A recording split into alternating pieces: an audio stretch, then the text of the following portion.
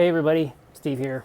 Joining you today live from the garage, aka my office and studio where I do a lot of my work. Today I want to talk to you a little bit about goal setting. And, myself, I struggled for a long time in setting goals and really being able to be okay with them.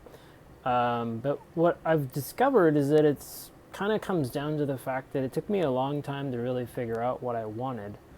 And, I think when you really stop and think about it, there's a quote from Tony Robbins that really kind of like helps um, put all this into context. So it goes like this. It's setting goals is the first step in turning the invisible into visible.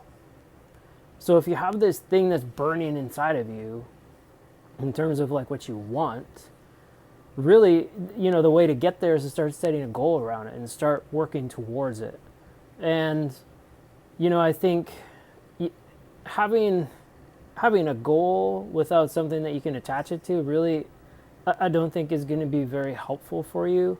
Um, there has to be a purpose behind the goal. There has to be a thing that's burning inside of you that there's this want. And like Mark Twain summed it up pretty perfectly when he said, without dreams and goals, there is no living, only merely existing. And that is not why we are here. So, it's going to leave you with that. Think about, where you're heading and what you're doing. And if you're not satisfied with where you're at, stop and examine and ask yourself, do you really understand what you want?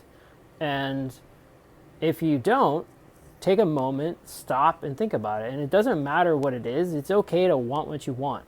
There's no wrong answer in terms of like what it is that you want to have out of this life. And when you figured out what you want, go after it. Start setting some tangible micro commitments that you can make to yourself along the way to achieve that goal. So I'm going to leave you with that. Have a wonderful rest of your day and week, and I'll talk to you soon.